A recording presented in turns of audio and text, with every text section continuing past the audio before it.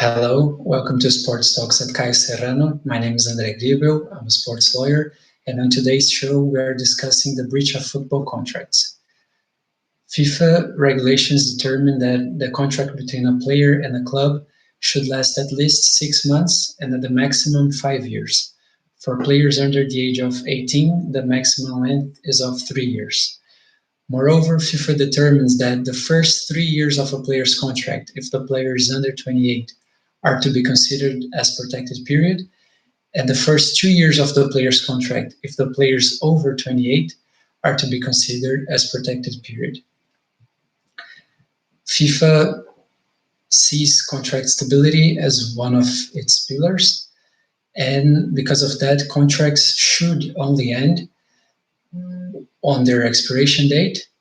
meaning contracts have a start date and an end date, so they should either end on their end date or because of the mutual agreement between the player and the club. This happens very often when the player is transferred to a new club with a transfer fee, then his now former club and the player himself agree for the early termination so he can render services to a new club, and his former club receives a transfer fee because of that, for letting him go earlier. And even though these are the two scenarios, the best scenarios for the termination of the contract, contracts also end otherwise. They might end because of the breach of the contract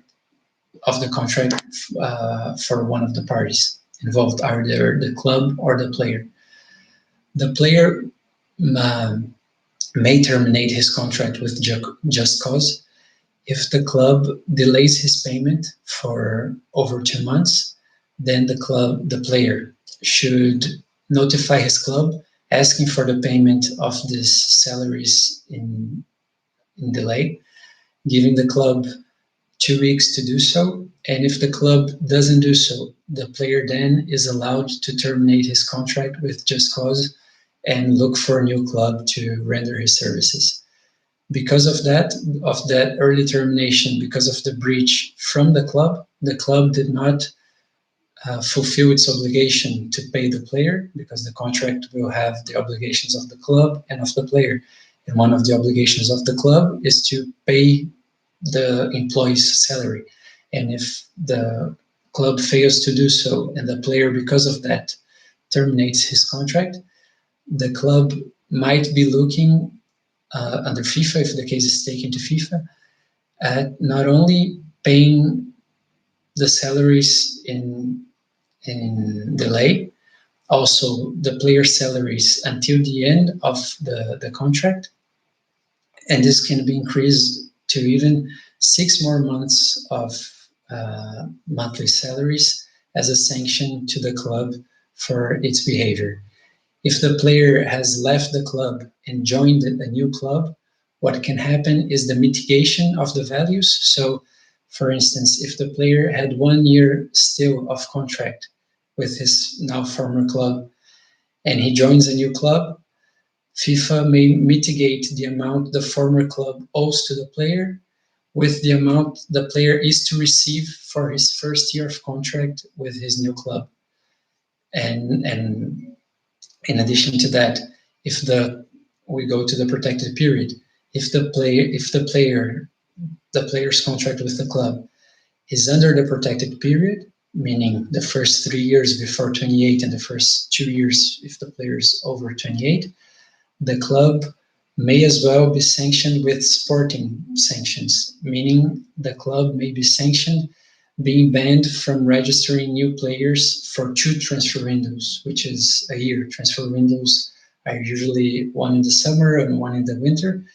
and the club may be banned from registering players for a full year for breaching the contract.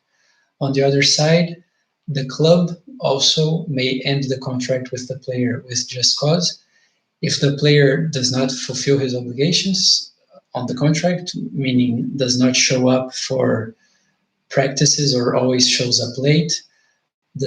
for games, for travels, or is disrespectful with the club, with his teammates, is physically attacks his teammates or is convicted of a crime, then the club may, or which is the most common actually, when the player wants to leave because he wants to join a new club and he forces his way out of the contract to be able to join this new club as soon as possible. In that case, the club may end the contract with just cause, and if the player forced his way out to join a new club, this new club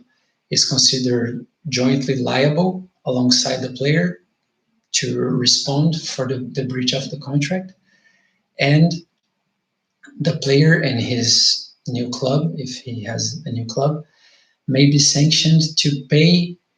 to his now former club something between his previous transfer fee or the transfer fee the club would have received had it transferred the player and not had the player breached the contract to leave, and the remaining of the player's salaries until the end of the contract. And in addition to that,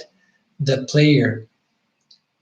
if the termination is within the protected period, the player may be banned for 4 months, not being allowed to play in organized football.